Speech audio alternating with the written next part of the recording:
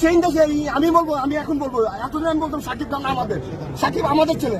আমি এখন আমাকে বলতে ইচ্ছা করছে যে সাকিব আমাদের না, সাকিব আমাদের না, সাকিব আমাদের না। আসতে পারলাম না,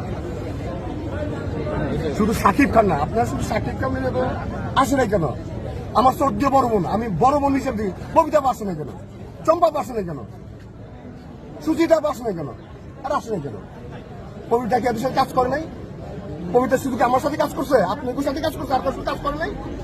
আলমগীর ভাই প্রতি ইয়েতে আসবে, এটা তো আলমগীর ভাইকে দেখে তো শিখতে পারে।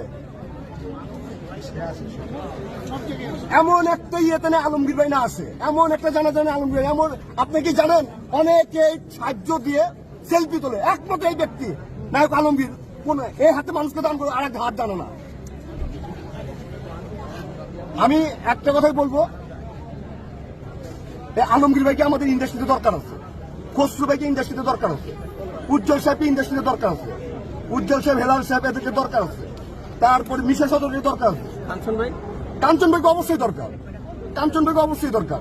এগুলো এরাই হল কেমন ইন্ডাস্ট্রিকে আটকা রাখছে। হ্যাঁ, ও নিজে জানেন ও কাদের।